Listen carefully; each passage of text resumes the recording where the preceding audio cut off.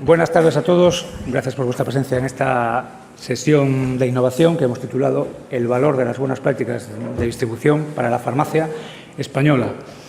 Las buenas prácticas de distribución le llamamos BPDs, que es más fácil de decir y más corto y nos entendemos perfectamente.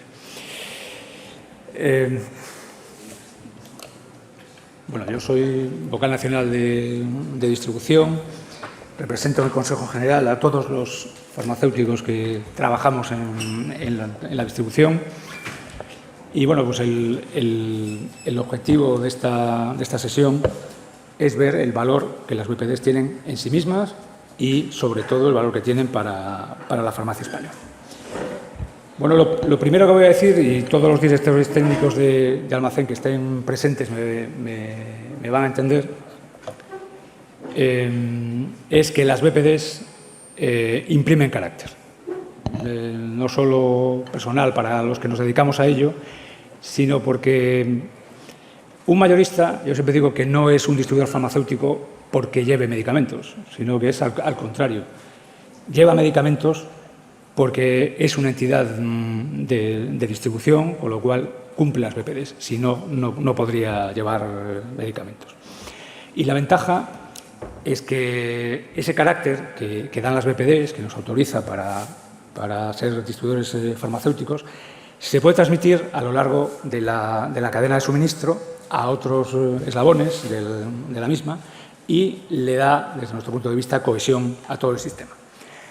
En la campaña del Día Mundial del Farmacéutico del año pasado, decíamos que las BPDs aportan garantía de suministro, calidad y trazabilidad, permiten que todos los medicamentos estén a disposición de todos los ciudadanos de España en condiciones adecuadas, donde tienen que estar, pero además, y tan importante como eso, es que permite que no estén aquellos que no tienen que estar.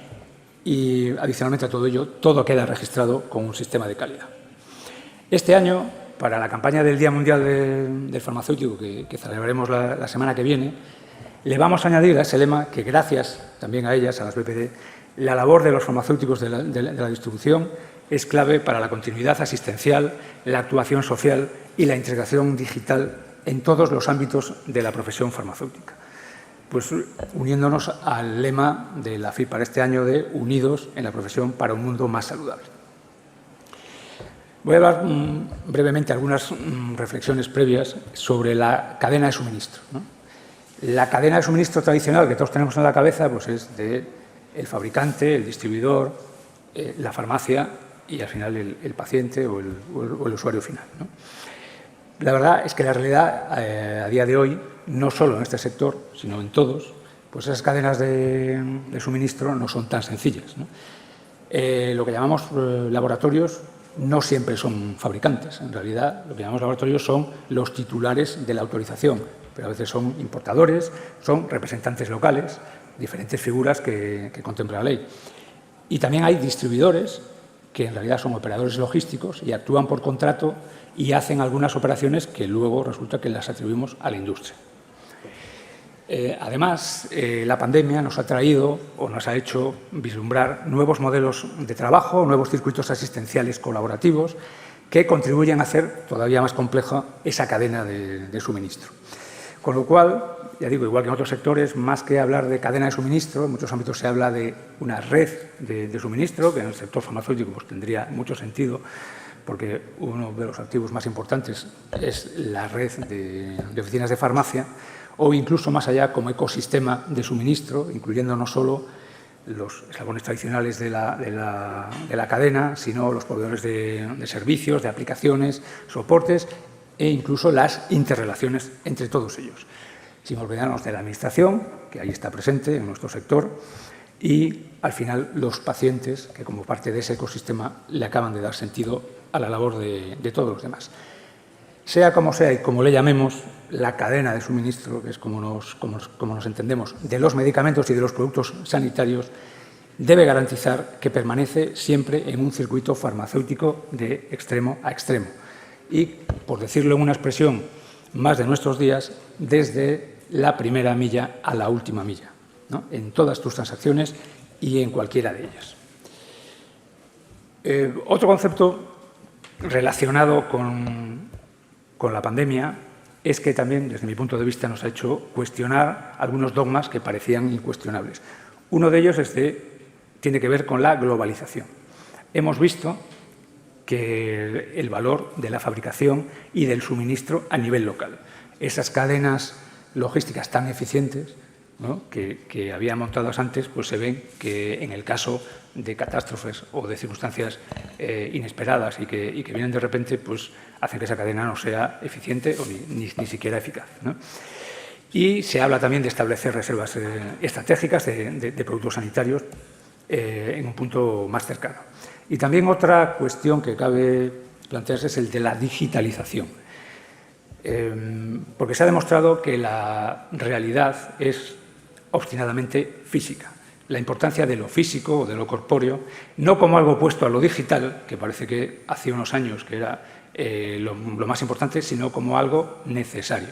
La transformación digital tiene muchísimas ventajas y mejora el desempeño de esas cadenas de suministro, pero el flujo de información, que al final es a lo que contribuye la digitalización, es solo uno de esos flujos, ¿no? Los flujos físicos, hablando de medicamentos o productos sanitarios, pues al final es lo que le dan sentido a todo el sistema.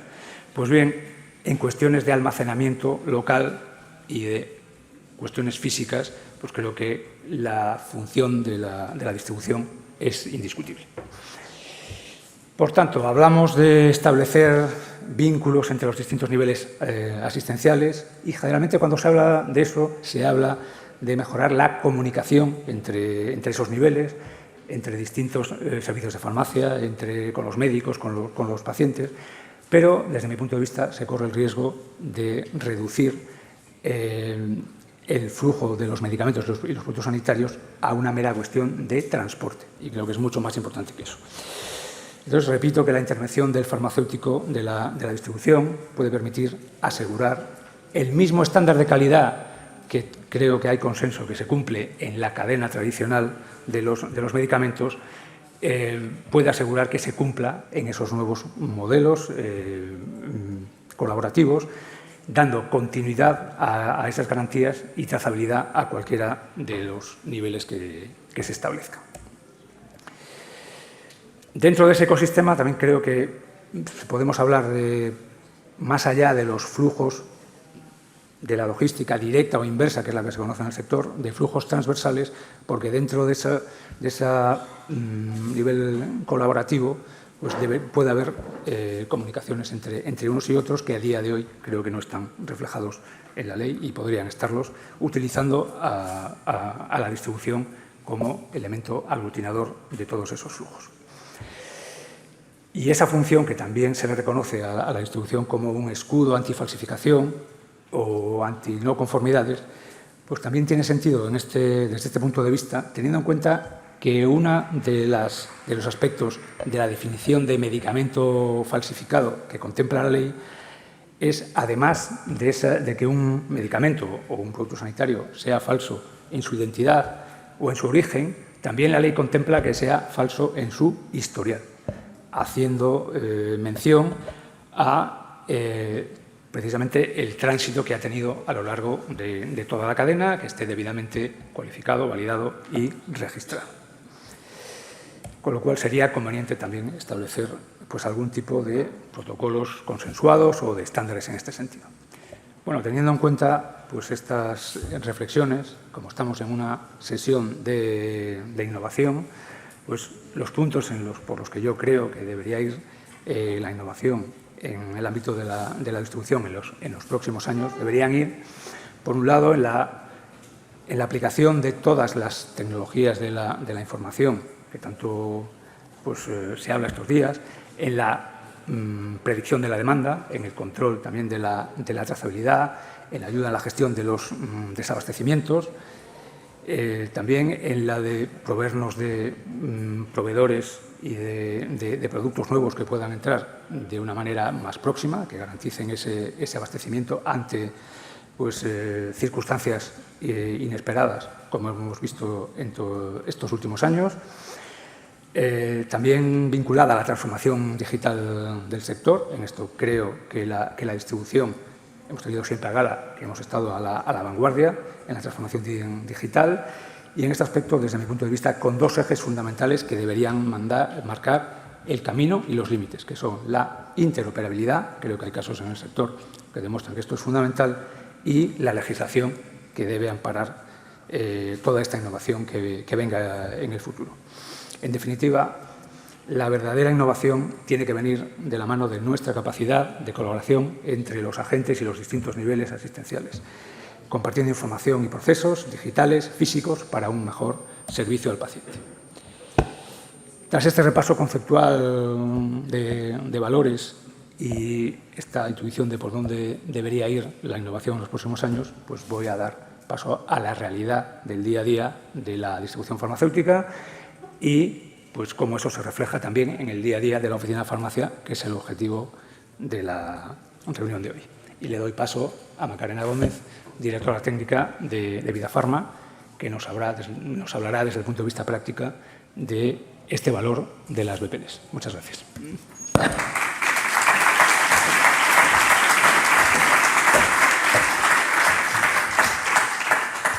Muchas gracias, Juan.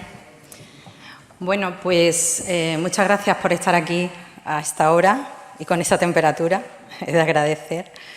Y simplemente, bueno, esto es una sesión que espero que finalmente se pueda entender toda la labor que hacemos desde las direcciones técnicas de los almacenes de distribución para conseguir que la calidad del servicio y la garantía del suministro esté garantizada y que la farmacia reciba el servicio tal y como debe recibirlo.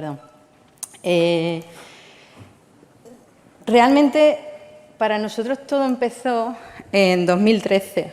2013 fue un año complicado en el que sabíamos que entraba en vigor una directiva y que esa directiva iba a tener una serie de requisitos que en aquel momento los almacenes pues no estábamos cumpliendo y que eran complicados de cumplir. No eran inalcanzables, pero eran complicados de cumplir. El origen de las buenas prácticas no viene del 2013. Ya aparece en una directiva del Consejo del año 92, en el que ya se habla de almacenes de distribución y que ya se empieza a hablar de diferenciación de procesos, diferenciación de zonas y que se transpone en un Real Decreto, en el famoso Real Decreto 2259, que fue en el año 94, en el que finalmente se dio lugar a la figura del director técnico. Se establecieron una serie las funciones del director técnico, se hablaba también de las zonas diferenciadas y de los procesos. Tenéis en cuenta que nosotros antes cuando estábamos en este transcurso, normalmente los almacenes manteníamos sistemas de gestión, teníamos sistemas de gestión implantados bajo normas, normalmente la ISO 9001. Entonces, bueno, más o menos estábamos acostumbrados a trabajar con procedimientos y a tener una gestión de procesos, ¿vale? Otra directiva que tuvimos en 2001, que hacía de la codificación de los medicamentos comercializados, ya en su artículo 24, ya intuía que iban a haber unas buenas prácticas de distribución publicadas en los próximos años. Y la directiva del 2011, la 62, para la detección, que trataba de evitar la detección garantizar que no entrasen medicamentos falsificados en el canal de distribución, también obligaba a que se legislase en relación a una directiva de buenas prácticas de distribución a nivel europeo. Pues nació no el 5 de noviembre, sino nació el 7 de marzo, como bien sabéis, nació el 7 de marzo y lo que intentaba pues era contener todos aquellos avances que había tenido la distribución farmacéutica en los últimos años y también cumplir con los requisitos establecidos en la Directiva de Antifalsificados, que es la del 2011. Esta directiva tuvo una transposición a nivel nacional a través del Real Decreto de Distribución, que todos conocemos, que es el 782. La directiva realmente lo que mantiene es la implantación de un robusto sistema de gestión, mucho más, con más los procedimientos bien especificados, registros y todas las actividades y todos los procesos bien definidos, y una gestión de riesgos aplicada a esos procedimientos. Eso era una novedad respecto a la anterior legislación que teníamos, el tema de la gestión de riesgos. También incluyó, también en relación al transporte, mejoras y requisitos al sistema de transporte. También incluyó cambios a nivel de las devoluciones, todo eso lo veremos después. A nivel de la gestión de devoluciones y todo el sistema de trazabilidad, el importante sistema de trazabilidad que tanto nos afecta a los almacenes de distribución. Con el cumplimiento de esta directiva y con el cumplimiento del Real Decreto, creo que garantizamos pues, el control de la cadena de distribución y, por supuesto, pues, mantenemos la integridad del medicamento durante toda la cadena.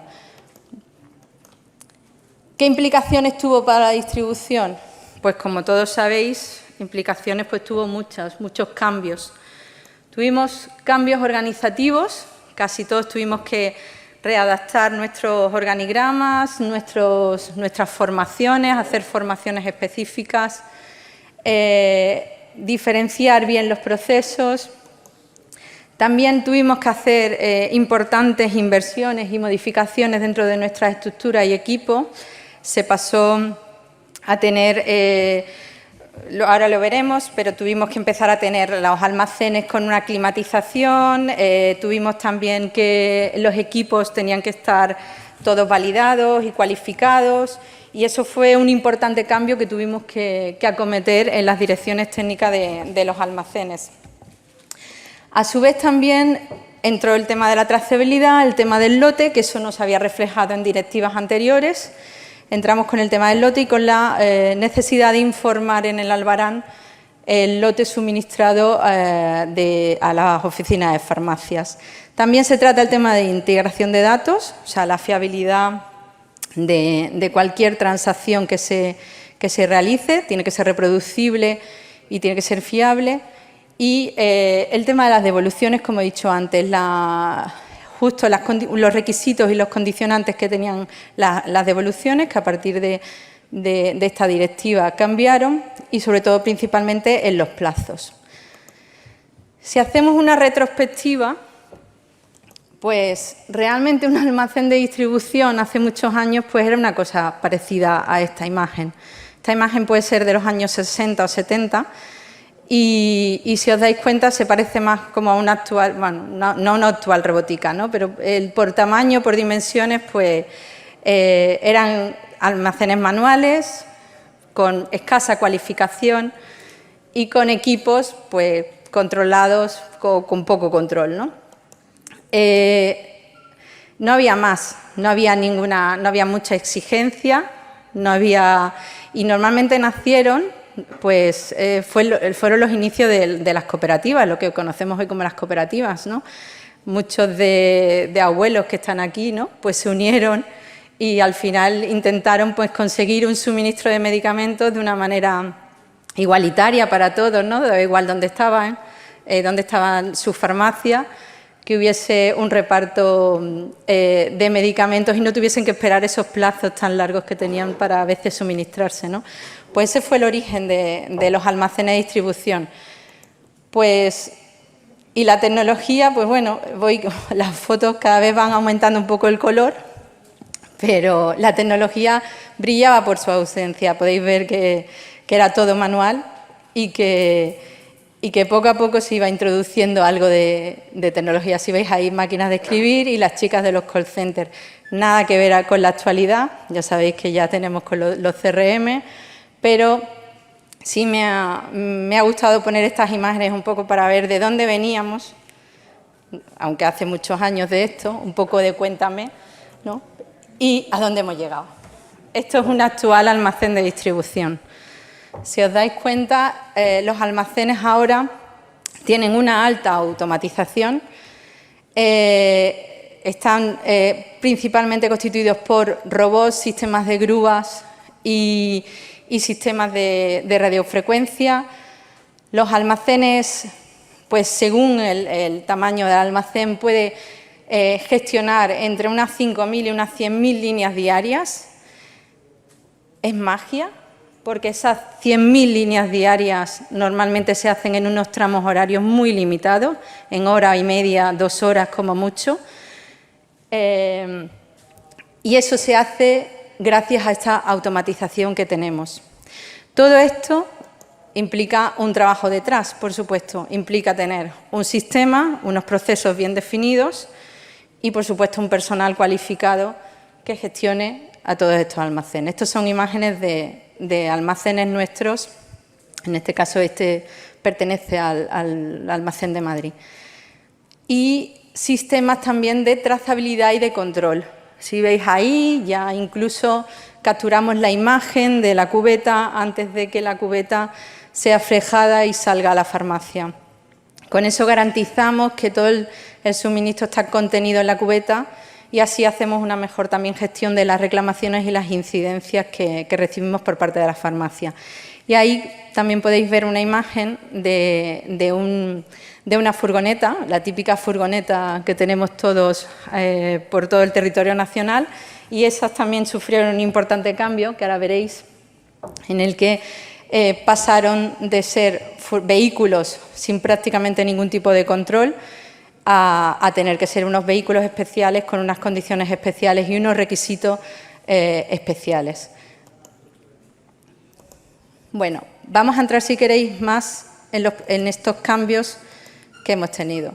A nivel de procesos, realmente nuestro mapa de procesos es mucho más complejo, y todos los que sois aquí directores técnicos sabéis que tenéis mapas de procesos mucho más complejos que este, pero esto simplemente es un diagrama en el que me gustaría remarcar la importancia de cada una de las fases por las que vamos avanzando en los almacenes. Es vital una correcta gestión de compra y de aprovisionamiento, y las buenas prácticas lo que sí introdujeron fueron que teníamos que tener garantías acerca de los proveedores para garantizar así también el suministro a las oficinas de farmacia. Por tanto, es importante en ese paso el alta y la cualificación del proveedor y, por tanto, del artículo. Todo eso se hace en una fase inicial, previa a la compra, ¿vale? A partir de ahí, una vez que el medicamento llega a un almacén de distribución, hay un proceso que es crítico, que es la entrada de mercancía. Normalmente en entradas de mercancía solemos tener a los mejores, y todos creo que sabéis aquí a qué me refiero. Recepción de mercancía es crítico. Recepción tienen que verificar las cantidades, verificar el estado, verificar el lote y hacer una correcta gestión de incidencias para que no sean introducidos al canal medicamentos no conformes. La siguiente etapa, pues el almacenamiento. Los almacenamientos se diferencian según las características y la estabilidad del medicamento. Y normalmente los almacenes trabajamos con un sistema de almacenamiento FEFO, ¿vale? El primero que caduca es el primero que sale. La temperatura de almacenamiento está controlada, ahora lo veremos, que es uno de los principales cambios que tuvo en las buenas prácticas. Y normalmente trabajamos con autómatas, como he dicho antes, semiautomáticos y estanterías manuales, o sea, ubicaciones manuales. En el despacho de pedidos diferenciamos también las zonas, por supuesto, de estupefacientes, manteniendo la seguridad que requiere el tipo de medicamento, y luego, en función de sus características, pues también separamos a termolábiles, productos químicos, citotóxicos, y ya según hay también almacenes que separan la veterinaria, y si no, también los complementos alimenticios se pueden separar. El despacho de pedidos se hace igual, se hace mediante autómatas o mediante también, si es manual, sistemas de radiofrecuencia. La siguiente etapa sería la distribución y el transporte, y normalmente eso también lleva una trazabilidad implícita y un control térmico en cada una de las fases, de la salida hasta la entrega a la farmacia. Todo está trazado por PDA, está trazado térmicamente. Y a partir de ahí ya se entrega en la farmacia. Cuando se entrega en la farmacia y la farmacia verifica y recepciona su pedido, tiene también la posibilidad de realizar la devolución, o devolución de un producto no conforme, un producto caducado o de una incidencia o de una alerta sanitaria también puede ser, o bien de un no le interesa. Si a la farmacia no le interesa el producto, entran otra vez las buenas prácticas en el que nos obliga a que los plazos se establezcan dentro de los 10 días siguientes a la emisión del albarán. Esto es un problema para muchas farmacias y sobre todo en los primeros años de aplicación. Fue complicado. Se ha luchado y se tiene. Termolábil está más restringido y tenemos hasta 48 horas para admitir ese plazo de devolución y creo que todos entendemos por qué, ¿no? Con un termolábil. ¿Vale? A nivel organizativo, como decía antes, realmente se le dio, o sea, la figura del director técnico creo que ha cambiado mucho respecto a los que llevéis muchos años en almacenes. Yo voy a hacer este año 20 años ya, aunque no quiero ni pensarlo, pero los que lleváis muchos años sabéis que la figura del director técnico siempre ha sido imprescindible dentro de un almacén de distribución, pero muchas veces tenían unas funciones delegadas con otras actividades que a lo mejor no eran tan implícitas a lo que es la operativa del almacén. Las buenas prácticas sí han hecho que el papel del director técnico deba ser un director técnico operacional, implicado en todos los procesos del almacén y perfectamente al tanto de todo lo que pasa en el almacén. Tiene una formación especializada, tiene la posibilidad de hacer una delegación de funciones, por supuesto no puede llegar a todo, pero luego también necesita mantener un sistema de gestión. Este sistema de gestión va por procesos, todos tenemos unos procesos definidos y hacemos un seguimiento de esos procesos a través de procedimientos, de registros y establecemos una serie de KPIs y de objetivos para evaluar la idoneidad de esos procesos. Importante, como dije antes, en las buenas prácticas ha sido la evaluación de proveedores y la evaluación de clientes. También debemos evaluar la legalidad de los clientes. Y a nivel de las subcontratas también necesitamos tener una serie de auditorías y controles que antes no procedían o no eran realizados. Cuando el comienzo de las buenas prácticas, no sé si a muchos os pasó, pero nos encontramos que a lo mejor había empresas que no teníamos ni siquiera contrato, que eran de hacía muchos años, sobre todo de temas de transporte, y eso fue también un pequeño problema que tuvimos que salvar. Entonces, las actividades subcontratadas son muy importantes y dentro de las actividades subcontratadas los almacenes son críticas y habituales, las del transporte, la de la limpieza, control de plagas, ¿vale? Climatización, casi todas esas son subcontratadas.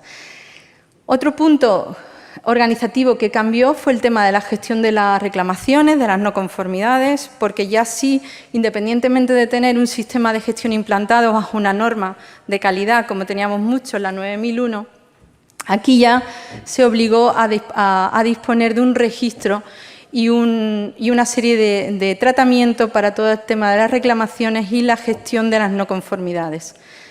También, como he comentado antes, el tema de las devoluciones fue un punto bastante importante y un punto de inflexión, un cambio dentro de lo habitual dentro de un almacén. Y luego también la obligación de la realización de auditorías y autoinspecciones que hasta la fecha pues tampoco más o menos se llevaban a nivel de los almacenes. A nivel de infraestructuras, creo que todos vais a reconocer pues, con esas imágenes. Lo más importante que tuvimos que afrontar fue la climatización de los almacenes. La temperatura marcada de estabilidad para el medicamento es de 25 grados centígrados y la humedad, no hay un criterio definido pero trabajamos con el criterio del 60%. ¿Vale? Entonces, eso fue una fuerte inversión que tuvimos que acometer en todos los centros y toda esta climatización de los almacenes tuvo que estar basada en cualificaciones previas, en cualificaciones previas de la nave. Ya empezamos todos a tener en nuestra cabeza lo que era un mapeo térmico, que hasta ahora nunca lo habíamos tenido, ¿no? Un mapeo térmico, una distribución de sondas, un plano de sondas, las calibraciones, todo eso fue un poco nuestro primer infierno que tuvimos que pasar con el tema de infraestructuras. Superado eso, ya también nos obliga la norma a disponer de software validados para la gestión de temperatura y sistemas de alarma. Todo esto, como más tarde diré, creo que debe transmitirse a la farmacia como un nivel de seguridad porque el medicamento en un almacén de distribución no supera nunca los 25 grados, ¿vale? Es la temperatura más crítica, a no ser que haya, como ahora vais a ver, medicamentos termolábiles que sí estarán ubicados en cámaras frigoríficas o en módulos frigoríficos o en otros frigoríficos del almacén. Estos también han debido de ser cualificados, también hubo que hacer una importante inversión y adaptar todo este equipamiento. Y disponemos de una trazabilidad total del medicamento termolábil dentro de nuestros almacenes de distribución y hasta la entrega de la farmacia. Todo se basa igual en informes de cualificación, como he dicho. En el caso nuestro, en el caso de algunos distribuidores, cuando llegó la pandemia y cuando empezaron a distribuirse las vacunas del COVID, pues también nos metimos en el tema de lleno y algunos asumimos pues lo que era la custodia y conservación de las vacunas para la COVID-19. Para eso, pues simplemente se habilitaron ultracongeladores y el resto de los procesos ya estaban implantados. Todo ya estaba, el personal ya disponía, son personal farmacéutico, teníamos el personal, teníamos el conocimiento, pues simplemente se introdujeron los congeladores, hicimos los procedimientos y la autoridad sanitaria nos dio la autorización para poder hacer la actividad. Estos ultracongeladores igual están sujetos también a toda la normativa y a todo el control que mediante los informes de cualificación y los software de trazabilidad. Los recintos, que eso es algo también de las buenas prácticas, que te obligan a tener las zonas bien diferenciadas. Todo está medido, o sea, no hay nada al azar en ningún almacén. Absolutamente todo está optimizado para evitar pérdidas de tiempo y para evitar el gasto de recursos innecesarios. La recepción de mercancía está diferenciada, la zona de evoluciones también está diferenciada, en muchas ocasiones también climatizada. Los estupefacientes, los productos químicos, complementos y gran volumen, y también las zonas habilitadas para no conforme y, por supuesto, salida de rutas. Nada, como he dicho antes, está al azar. Todo el recinto se encuentra climatizado y trazado. Respecto a los vehículos, como os he comentado antes, la temperatura de caja tiene una obligación de ir pues, por debajo de los 25 grados. ¿Esto qué supuso? Pues esto supuso pues, tener que hacer un estudio en cámara climática de un vehículo tipo de los que con los que trabajamos en los almacenes, normalmente entre una volumetría de 9 y 12, que son las típicas furgonetas que veis por la calle. Este estudio en cámara climática, al final lo que garantizaba en cualquier región, en nuestro caso fue a nivel nacional, garantizaba con un panelado concreto, se hicieron varias pruebas, pero garantizaban con un panelado y con un equipo de climatización, garantizaban la estabilidad de la temperatura y, por tanto, la estabilidad del contenido de la cubeta. A partir de aquí, nosotros a las subcontratas tuvimos que hacerle la propuesta de hacer la adaptación de todos sus vehículos en cumplimiento de las buenas prácticas. Y aquí veis un ejemplo de una furgoneta panelada y con un equipo de frío. El frío pasivo, lo que son las neveras, pues no hay, mientras que garanticemos la entrega del termolábil, pues no se especifica ningún equipo específico y trabajamos tanto con frío activo como frío pasivo y la novedad fueron las orcas. Cuando llegó el tema de la vacunación empezamos a trabajar también con ese modelo de neveras, que son también o a 2,8 o incluso a menos 20 y dan también muy buen resultado. Siempre el frío tiene que estar cualificado. Es decir, si veis aquí en la foto de la derecha, son pruebas que se hacen con los registradores para evaluar que durante todo el periodo de toda la ruta, y siempre la ruta más crítica, el medicamento conserva la temperatura. Por tanto, la farmacia debe tener la garantía de que llega el medicamento frío a su oficina de farmacia. Y sistemas de trazabilidad y posicionamiento. Esto es unos sistemas en los que los vehículos llevan este sistema implantado y en todo momento están al tanto. Sabemos su posición y sabemos también la temperatura a la que va su nevera y la temperatura a la que va la caja. El conductor también lo sabe y el conductor, en caso de necesidad, puede actuar y puede mejorar o avisar al almacén de que, en caso de que haya algún tipo de incidencia. Estos sistemas, en este caso es un ejemplo que lo tenemos hecho de la zona de Almería. Es un sistema que se está implantando en todas las zonas. Todavía no lo tenemos en el territorio nacional, pero se está implantando. Otro cambio, que no me quiero extender mucho, otro cambio fue a nivel de los sistemas. Los sistemas informáticos nos obligó las buenas prácticas a disponer de un RP, de un sistema, de un planificador, ¿no?, de recursos empresariales. Vamos a decir, para que nos entendamos, en nuestro caso pues tenemos SAP, pero da igual, un sistema informático. Los almacenes antes de las buenas prácticas todos no disponían de un sistema informático que pudiera validarse y que estuviese cualificado. Eso fue también una importante inversión.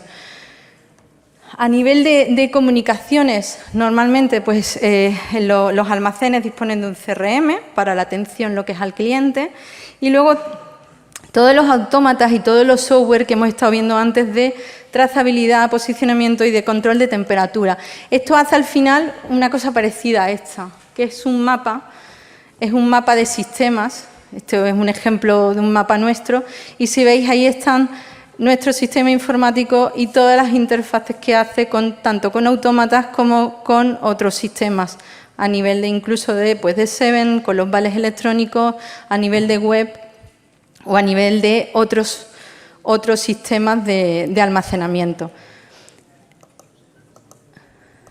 El tema de la trazabilidad es un tema estrella en la distribución y nosotros estamos obligados por las buenas prácticas a hacer un registro de la trazabilidad del lote en la entrada de mercancías y de informar del lote probable en el albarán de salida. El albarán de salida está permitido que sea el albarán en formato electrónico. Vosotros, todas las oficinas de farmacia, en su página web pueden entrar, pinchan en su albarán y a partir de ahí les muestra el lote que se le ha sido suministrado. Trabajamos en conjunto dentro del comité, aquí hay algunos compañeros del comité técnico de FEDIFAR, y trabajamos en intentar reducir el número de lote informado. Actualmente es algo imposible dentro de nuestros procesos, sobre todo por la alta automatización que tenemos. Esto, si no, cambiaría completamente. Si tuviésemos que informar del lote único, pues cambiaría actualmente el sistema. O sea, no podríamos hacer 2, 3, 4 servicios diarios. Sería imposible realizarlo, ¿vale? Pero sí trabajamos con el lote probable. El lote es algo que la inspección, por lo menos a los almacenes, sí nos tiene muy atado en corto. Y este es un tema que no gustó mucho a las farmacias, pero que fue también una novedad que incluyó todo el tema de la directiva, que fueron los plazos de las devoluciones. Yo desde aquí hago un llamamiento, si hay oficinas de farmacia, no los pusimos nosotros los plazos, de verdad. O sea, creo que los que sois directores técnicos me entendéis y os solidarizáis, ¿no? Los plazos no los establecimos nosotros, son unos plazos legales. Nosotros tenemos obligación de cumplir 48 horas para el termolábil y 10 días para la oficina de farmacia.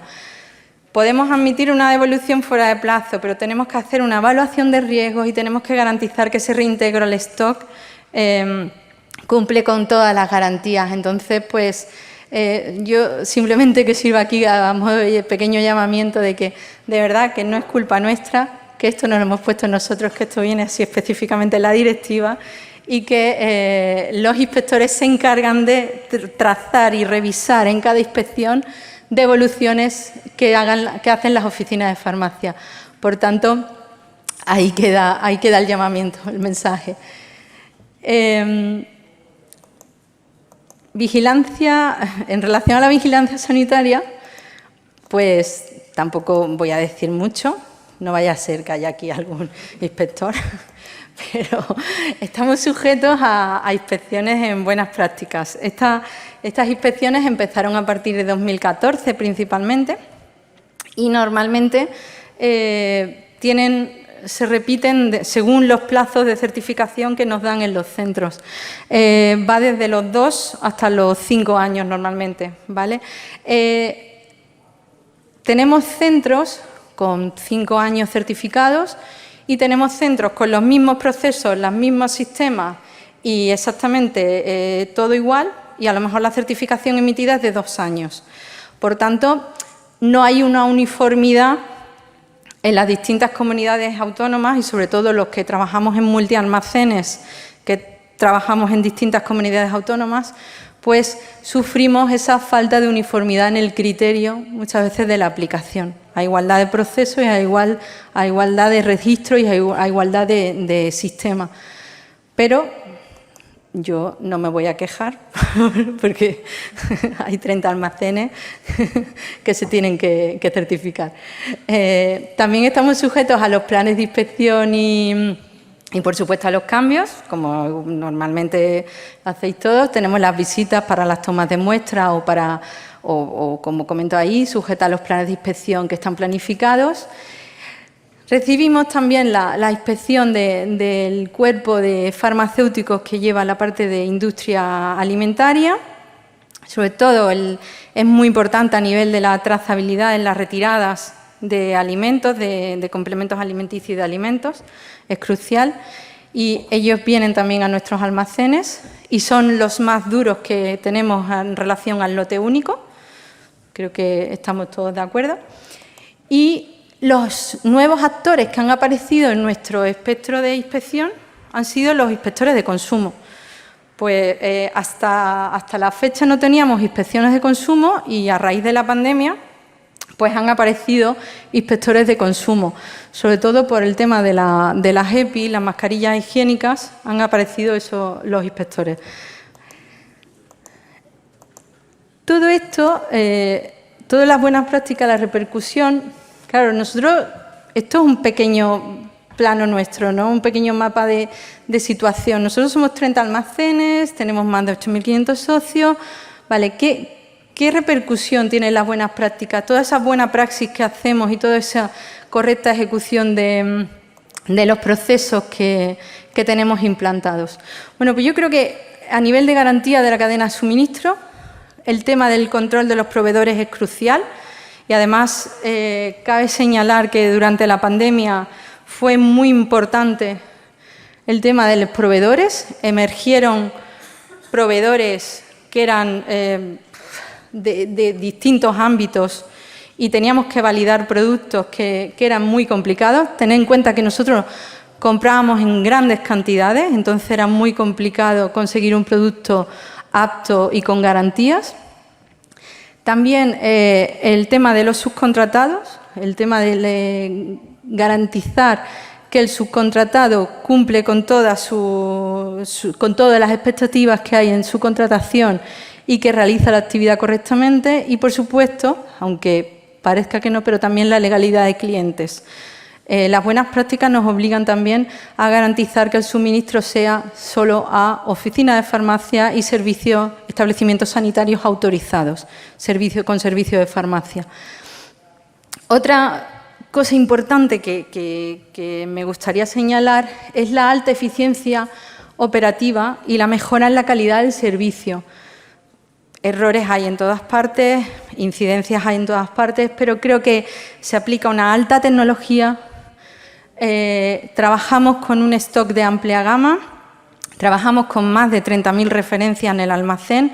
Como he dicho antes, hay almacenes que sacan en 1 hora y media, sacan o al día sacan casi 100.000 líneas y tenemos almacenes en el que garantizamos que el medicamento es estable desde que entra hasta que sale, hasta que es entregado en la oficina de farmacia. El sistema de trazabilidad y también hemos mejorado en el tema de la puntualidad en las entregas. No me quiero olvidar de los equipos y sobre todo de todos los directores técnicos, de la alta profesionalización y seguridad que hay en los equipos. Hay una alta cualificación, capacitación y capacidad también de comunicación.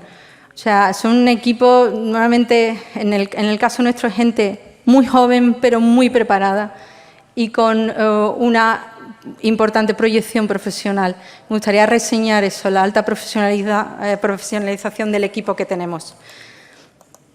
Y ya vamos a decir que, por último, una oportunidad que surgió a nivel de los almacenes fueron a nivel de los almacenes, a nivel del estado de alarma que tuvimos, que padecimos todos y la pandemia del COVID. Los almacenes de distribución formamos parte de muchas actividades colaborativas con instituciones públicas o privadas. Ahí pongo imágenes de algunas de las actuaciones que hicimos, distribución de test, el Dolquine en distintas comunidades, con la agencia, suministros semanales de información, el cribado gallego. Todo eso se hizo de manera altruista desde los almacenes de distribución y aprovechando la capilaridad que teníamos. También me gustaría reseñar que a raíz de la pandemia se detectó que había un problema con aquellos pacientes crónicos y aquellos pacientes inmunodeprimidos que necesitaban acudir a retirar su medicación al hospital. Los hospitales en aquel momento no eran los mejores sitios para que estas personas fuesen y a través de los colegios, del consejo, se empezó a pilotar y se implantó este sistema con hospitales de referencia y en el caso nuestro de Vidafarma, a principios de mes teníamos ya más de 130.000 entregas, prácticamente sin incidencias, cambio de titularidad, pero sin incidencia y 100% ejecutados por farmacéuticos, con el control siempre de un director técnico supervisando y por un jefe de servicio supervisando. Creo que esto fue un importante avance en el que entramos como distribuidores y colaboramos tanto con los colegios como con la red hospitalaria. La gestión de la vacuna COVID, que fue nuestro caso, también fue un importante esfuerzo que tuvimos que realizar en muy poco tiempo. Tuvimos que adaptarnos, adecuar instalaciones, formación, procedimientos y estuvimos sujetos a inspecciones sanitarias, pero la campaña en este caso la hicimos en Andalucía y luego en Extremadura hicimos una colaboración a nivel logístico con el resto de distribuidores y también participamos ahí. El almacenamiento y la distribución del Paxlovid pues también se hace desde los almacenes de distribución en algunas comunidades autónomas, en otras han sido desde el área de hospitales. Y ya solo con esto, aquí veis unas fotos de cuando tuvimos Filomena, y yo creo que el COVID, ni el COVID ni Filomena creo que nos ha podido parar, porque mira que lo han intentado. Pero siempre mientras que haya una cruz verde encendida, creo que hay un almacén de distribución detrás, porque siempre que que haya una cruz verde encendida, va a haber un profesional que necesite que le llevemos ese medicamento y va a haber un paciente que necesite ese medicamento. Y ahí siempre vamos a estar los almacenes de distribución. Por eso es lo que nuestro lema, y es lo que me gustaría recalcar, es que somos farmacia. Los almacenes de distribución somos farmacia. Y nada, con todo esto, muchísimas gracias.